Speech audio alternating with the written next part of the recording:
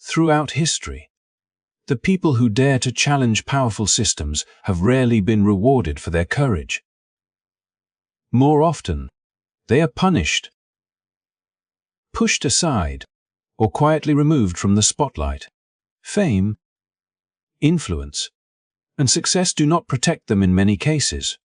Those things make them even more vulnerable, especially when the voices speaking out belong to influential black figures who refuse to stay confined to entertainment and instead choose to educate, question, and expose uncomfortable truths. This story is not about one person, one era, or one industry. It is about a recurring pattern that stretches across decades. When artists, thinkers, and cultural icons use their platforms to speak about injustice, exploitation, or manipulation, the reaction is strikingly consistent. First comes praise, then resistance, then discrediting, and finally, silence. Sometimes that silence takes the form of career destruction. Sometimes it arrives through scandal, isolation, or sudden tragedy. And sometimes, it comes in ways that still leave questions unanswered long after the headlines fade. What makes this pattern so unsettling is how familiar it feels, and how often we fail to recognize it while it is happening. We celebrate these figures after they are gone, turning them into legends, while ignoring or dismissing the warnings they tried to give us when they were still alive. We are taught to consume the music, the image, the spectacle, but not the message. In this video, we are going to connect the dots, not to promote fear, but to encourage awareness, not to spread rumors, but to examine history, context, and repeating behaviors that deserve closer attention. If you have ever felt that something about these stories did not quite add up, you are not alone. Before we begin, make sure to like this video, subscribe to the channel, and turn on notifications. This channel exists to preserve voices that were sidelined, questions that were ignored, and truths that deserve to be heard. Let us start listening this time, before it is too late. Long before the names we recognize today dominated headlines and playlists, there was Paul Robeson, a figure whose life quietly established the pattern we are still grappling with. He was not born on the margins of society, nor did he struggle to be heard. Robeson stood at the very center of global culture. He was a world-famous singer with a voice that filled concert halls across continents, respected stage and film actor, a star athlete, and a trained lawyer. By every conventional measure, he had achieved what fame was supposed to offer: visibility, admiration, and influence. Yet his story reveals how fragile that protection truly was once he chose to speak beyond what was expected of him. At first, Robeson was celebrated as a symbol of excellence. Newspapers praised his talent, audiences adored his performances, and institutions welcomed him as proof of progress. But Robeson refused to let his success exist in isolation from the suffering he saw around him. As segregation, racial violence, and economic injustice persisted, he began using his platform to speak openly about hypocrisy at home and oppression abroad. He talked about the contradiction of a nation that promoted freedom while denying dignity to millions of its own citizens. He spoke in solidarity with workers, criticized colonial rule, and insisted that justice did not stop at national borders. That shift changed everything. The same visibility that once elevated him now made him impossible to ignore. His words traveled far, and that reach made powerful people uncomfortable. Rather than engaging with his arguments, the response focused on his character. Public admiration gave way to suspicion. Media narratives shifted subtly at first, then aggressively, recasting him not as a humanitarian voice but as a dangerous presence. Surveillance followed. Doors that once opened effortlessly began to close. Robeson's punishment did not arrive in a single dramatic moment. It unfolded methodically. Invitations disappeared. Coverage dried up. Then came one of the most effective tools of silencing: restriction of movement. His passport was revoked, cutting him off from the international audiences who still welcomed him. For an artist whose career depended on travel and global connection, this was devastating. It was not just a bureaucratic decision. It was a clear message about what happens when influence is used in the wrong way. What makes Robeson's story especially important is how openly this erasure occurred. There was no attempt to hide the consequences. He was questioned, monitored, and publicly challenged for his beliefs. Yet he did not retreat. When pressed to explain himself, he did not apologize for demanding equality or for believing that black lives deserved the same rights proclaimed in national ideals. His refusal to soften his stance only intensified the effort to remove him from public life. By the time the pressure eased years later, the damage was irreversible. A man who once commanded global stages found himself largely absent from mainstream culture. New generations grew up unaware of his contributions, not because they lacked significance, but because his story had been deliberately sidelined. His silencing was not accidental. It was instructional. This is why Paul Robeson matters to the larger story. His experience set the blueprint.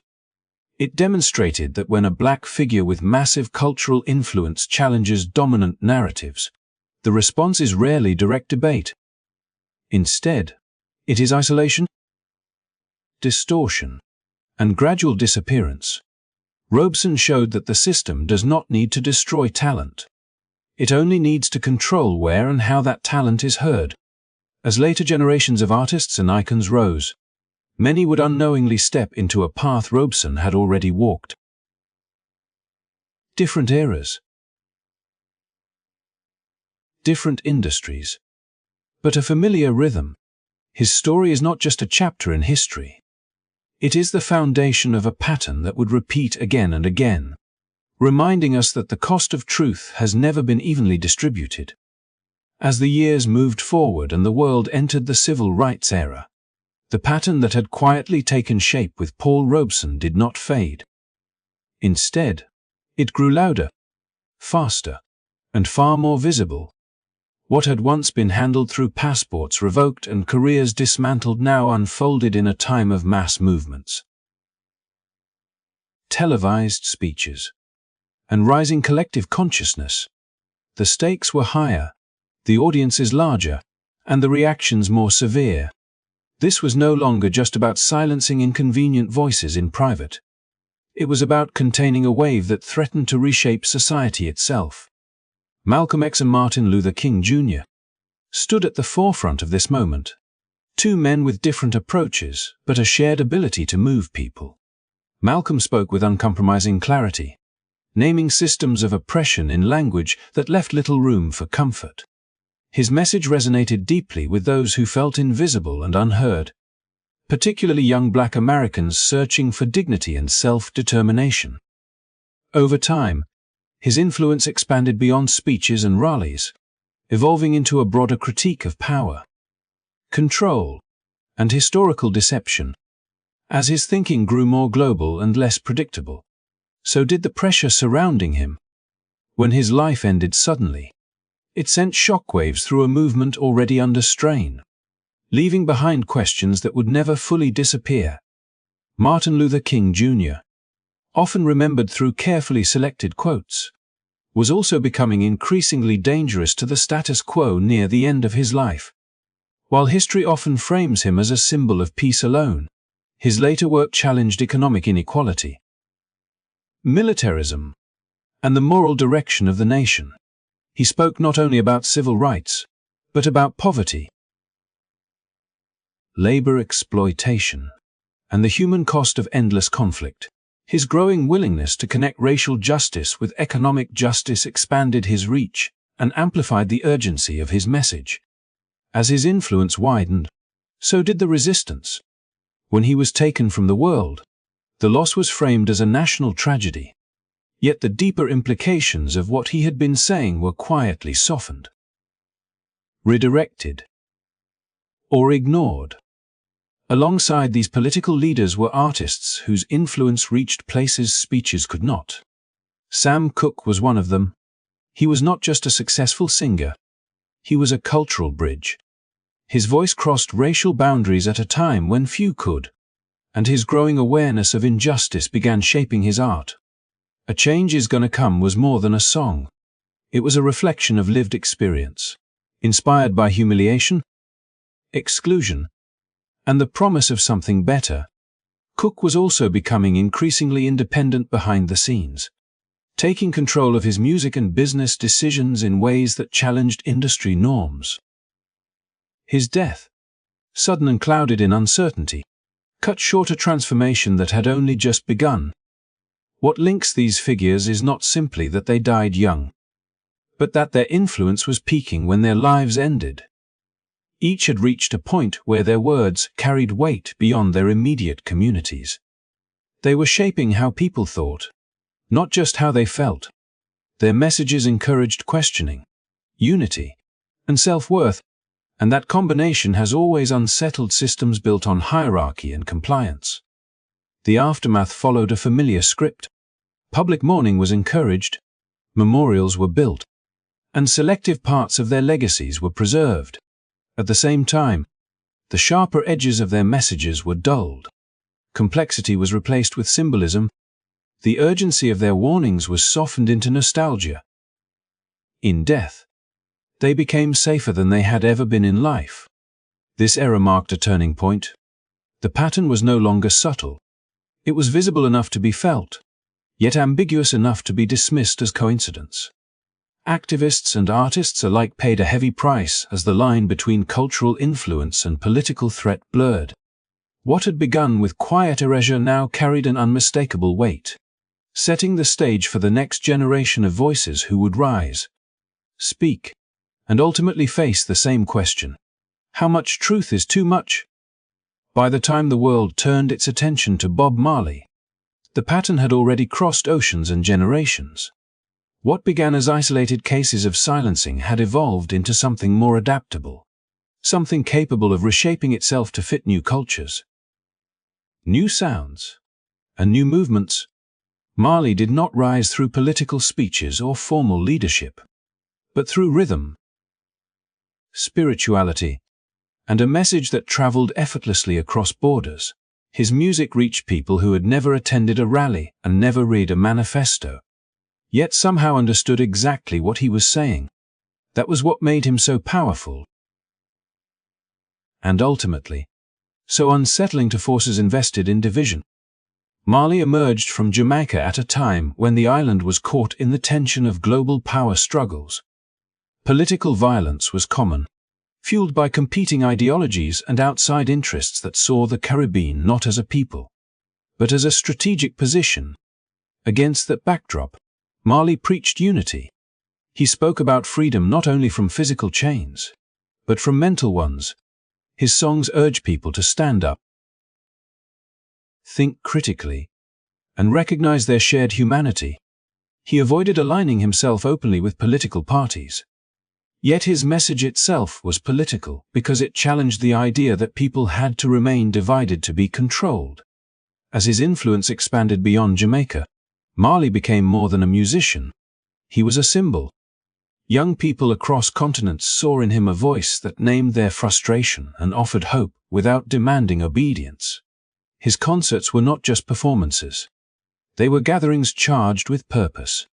That kind of influence does not require official power to be effective, and history has shown that unofficial power can be far more difficult to manage. The moment that crystallized this tension came as Jamaica approached a critical election. Marley planned a free concert aimed at easing political unrest and calming a nation on the edge. Days before the event, violence entered his personal space. Gunmen invaded his home, injuring him and those closest to him. He survived, but the message was unmistakable. Even so, Marley refused to retreat. He took the stage shortly afterward, wounded but defiant. embodying the very resilience his music celebrated. For many, that moment elevated him from artist to legend. Yet survival did not mean safety. After the attack, the nature of the threat seemed to change. The world watched as Marley continued to perform, tour, and spread his message, but his health began to decline. When he was diagnosed with an aggressive illness, the news shocked fans who saw him as nearly indestructible. He was still young, still creating, still unifying people who had been taught to distrust one another. His death at 36 closed a chapter that felt far too short for someone whose impact felt limitless. In the years that followed, questions lingered. Official explanations satisfied some, but not all. Whispers persisted, fueled by the broader context of the era and by later revelations that confirmed Marley had been monitored by powerful institutions. Whether one sees his passing as tragic coincidence or something more deliberate, the effect was the same. A voice that had been growing louder, clearer, and more unifying was suddenly gone. What remains undeniable is how neatly his story fits within the larger narrative already unfolding. Like those before him, Marley reached a point where his influence extended beyond entertainment into collective consciousness. He was not instructing people what to think. He was encouraging them to think for themselves. That subtle shift is often the most threatening of all. After his death, the world celebrated Bob Marley endlessly. His image became iconic, his music omnipresent, his message universally praised. Yet the deeper urgency he carried, the warning embedded in his call for unity and awareness, was softened into something comfortable. He became safe in memory in a way he never was in life. And just as it had before, the pattern moved forward, ready to reappear in a new voice, a new generation waiting to be heard. By the time Tupac Shakur emerged in the early 1990s, the pattern had learned how to disguise itself. Where earlier generations faced overt exclusion or unmistakable hostility, Tupac entered a world where control often arrived wearing the mask of controversy, scandal, and spectacle. Hip-hop had become the dominant language of marginalized youth, and Tupac was its most articulate, volatile, and uncompromising voice. He did not simply describe hardship. He interrogated its causes. He did not just reflect anger. He traced it back to systems, policies, and inherited inequality. That distinction made him more than an entertainer. It made him a catalyst. Tupac's upbringing mattered. Raised around political organizing and radical thought, he absorbed ideas about power, resistance, and responsibility long before he ever stepped into a recording booth. When he spoke, it was not theoretical. His words carried lived experience, emotional urgency, and intellectual intent. Songs that were dismissed by critics as aggressive or chaotic often contained sharp observations about poverty, policing, and abandonment. He spoke directly to young people who felt invisible, telling them their lives had meaning in a society that repeatedly suggested otherwise. That connection was immediate and electric. As his influence grew, so did the scrutiny. Tupac lived in a constant collision between message and image. Media outlets amplified his confrontations and legal troubles while downplaying the substance of what he was saying. The complexity of his thinking was flattened into a caricature. He was portrayed as reckless, dangerous, and unstable, a convenient narrative that made it easier to dismiss his critiques without addressing them. The more attention he received, the more energy was spent framing him as a problem rather than a voice worth hearing. Behind the scenes, pressure mounted. Tupac found himself entangled in legal cases that drained his time, focus, and freedom. Some were the result of his own choices. Others unfolded amid circumstances that fueled ongoing debate. What mattered was the cumulative effect. Courtrooms replaced studios. Defense replaced creation. Momentum was interrupted again and again. For a figure whose power lay in communication, distraction became a form of containment. Despite this, Tupac continued to evolve. His later interviews revealed a man thinking beyond music, envisioning unity among fractured communities and political awareness among those written off as apathetic. He spoke about responsibility, not just rebellion, that evolution suggested a future where his influence might expand beyond culture into organized change. Historically, that moment, when potential begins to crystallize into direction, has often marked a turning point. His death arrived abruptly, violently, and without resolution. The public was left with shock, grief, and confusion. Investigations stalled. Narratives shifted. Uncertainty never arrived. Over time, theories multiplied, but answers remained elusive. What lingered most was not simply how he died, but when Tupac was 25, standing at the edge of transformation, no longer just a symbol of rage but a thinker refining his purpose. His absence created a vacuum that could not be filled. In the aftermath, a familiar process unfolded. Tupac was immortalized. Murals appeared. Albums were re-examined. Quotes were elevated to prophecy. He became a legend frozen in time. Yet legend, like nostalgia, can be disarming. It allows society to celebrate the aesthetic of rebellion while sidestepping its substance. The sharper questions Tupac raised about inequality, power, and hypocrisy faded into the background, replaced by simplified narratives about tragedy and talent lost too soon. Placed within the larger story, Tupac's life and death feel less isolated than they first appear. Like those before him, he reached millions. Like them, he challenged accepted narratives. And like them, he encountered a convergence of surveillance, distortion, and silencing. At the moment his influence threatened to mature into something more durable.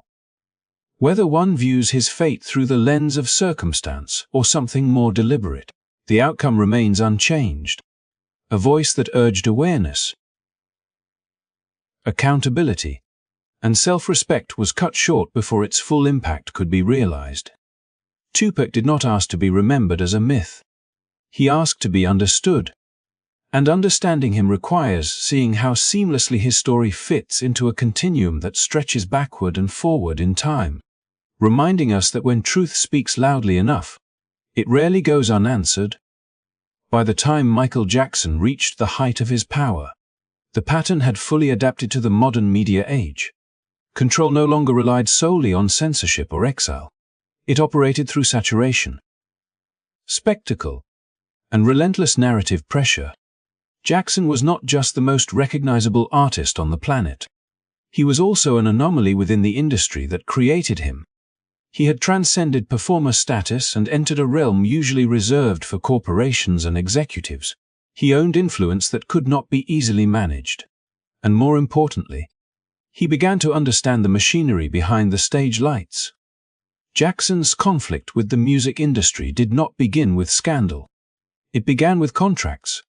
As a young artist, he had watched how creative labor was packaged, sold, and separated from ownership.